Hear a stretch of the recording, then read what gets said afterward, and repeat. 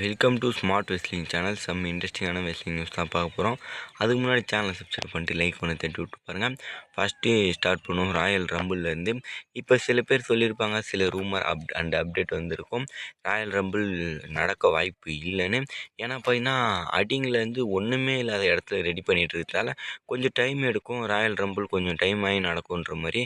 ஆனால் அப்படிலாம் இல்லை, கொஞ்சம் குயிக்காக நடத்த சொன்னதால் ரெடி பண்ண சொன்ன பையனா ஓரளவு பார்த்திங்கன்னா குயிக்காக நடத்தி டக்குன்னு வேலையை முடிக்க ஆரம்பிச்சிட்டாங்க. வேறு லெவலில் பார்த்தீங்கன்னா ரெடி பண்ணிகிட்ருக்காங்க. இது வரைக்கும் பார்க்காத ஒரு ஸ்டேஜை நம்ம பார்க்க போகிறோம்.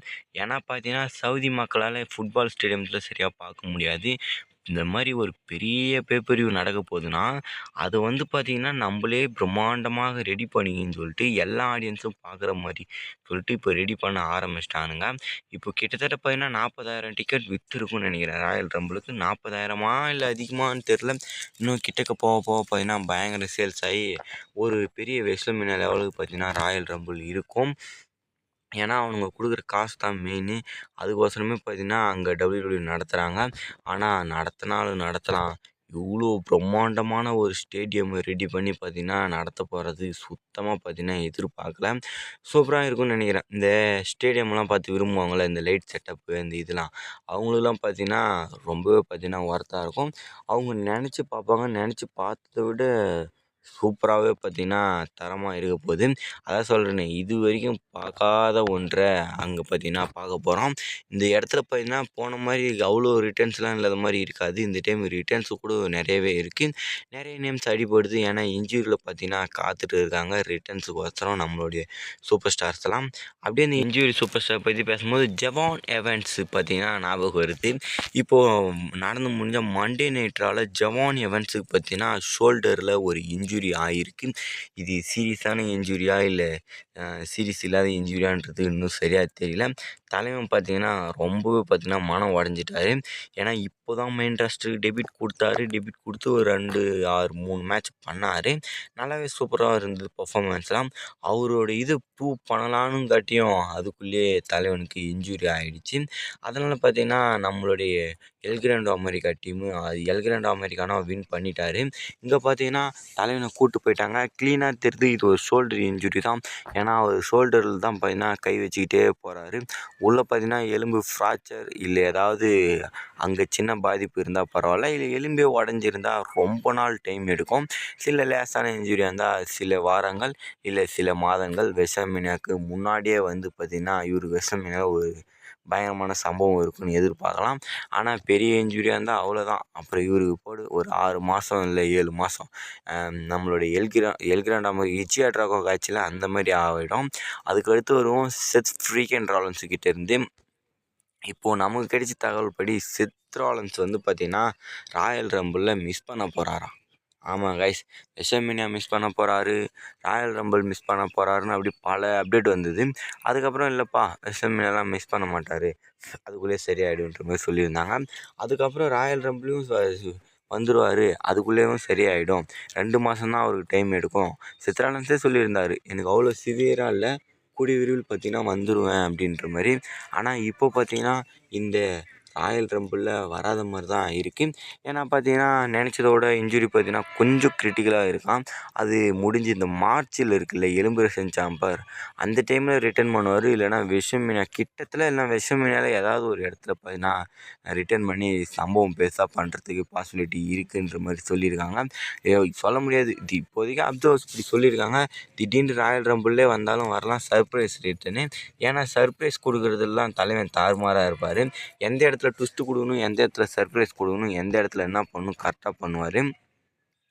அதுக்கடுத்து பார்த்தீங்கன்னா ஃபின் பேலர் கிட்ட வரும். ஃபின் பேலர் பார்த்தீங்கன்னா வேர்ல்டு டைட்டிலுக்கு மோதிட்டார் ஃபஸ்ட்டு மந்த்லேயே. இந்த 2026 ஃபஸ்ட்டு மந்த்லேயே மோதி பார்த்தீங்கன்னா ஒரு தோல்வியும் ஒன்று அடைஞ்சிருக்காரு. ஆனால் மேட்ச் வேறு லெவலில் பண்ணியிருக்காரு. டிசர்வைட் அப்ரிஷியேட் பண்ணுறாங்க அங்கே இருக்க ஃபேன்ஸு. ஏன்னா அவருடைய இடத்துல தான் பார்த்தீங்கன்னா இந்த மண்டே நைட் ரா நடந்தது. அதுக்கப்புறம் ஃபைனலாக மண்டே நைட் ரா முடிஞ்சதுக்கப்புறம் கூட ஒரு ப்ரொமோ கட் பண்ணியிருக்காரு. அங்கே பார்த்தீங்கன்னா இதோட நான் நிறுத்த போகிறதில்ல, இன்னும் பார்த்தீங்கன்னா ஹெவியாக பர்ஃபார்மன்ஸ் பண்ணி அந்த டைட்டில் எப்படியாவது வின் பண்ணாமல் விட மாட்டேன். அது இல்லாமல் பேபி ஃபேஸ் ஆகிட்டுருக்காரு தலைவன். கொஞ்சம் கொஞ்சமாக பார்த்தீங்கன்னா ஃபேஸ் டர்ன் பண்ண வந்துகிட்டே இருக்கார். ஹீல் டர்ன் தான் அந்த டீமே. ஃபின் பேலர் மட்டும் அதில் வந்து பார்த்தீங்கன்னா கொஞ்சம் கொஞ்சமாக மாறிட்டே இருக்கார். எப்படி பார்த்தீங்கன்னா இன்னும் கொஞ்ச நாளில் டாமினிக் மிஸ்டரும் ஃபின் பேலருக்கு ஏதோ ஒரு பிரச்சனை நடந்து அந்த சாம்பியன்ஷிப்பை ஃபின் பேலர் தான் பிடுங்க போகிறாருன்ற மாதிரி எதிர்பார்க்கலாம். முன்னவே வந்தது இந்த ரூமர்லாம், அதெல்லாம் நடக்காமல் போயிடுச்சு. இந்த டைம்னா வச்சு பார்த்தீங்கன்னா கண்டிப்பாக நடக்கும். ஏன்னா ஃபின் பேலர் அவருக்கு நடக்கிற நடவடிக்கை வச்சு பார்த்தா அதுக்கடுத்தது AJ Styles versus Gunther career ending match. எதுக்குடா சம்மந்தம் இல்லாத நம்மளை போட்டு இப்படி குழப்பறானுங்கன்னு தெரியல.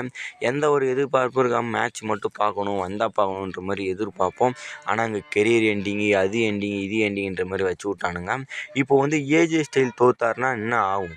அவ்வளோதான், ரிட்டையர்மெண்ட் மேட்ச்சுன்னு நினச்சிக்கலாம். அதுபடி தான் நடக்கும் போல். இப்போது ஏஜே ஸ்டைலுக்கு அது வச்சுருக்கேன், இந்த பிளான் வச்சுருக்கேன் அப்படின்ற மாதிரி யோசிச்சானுங்க.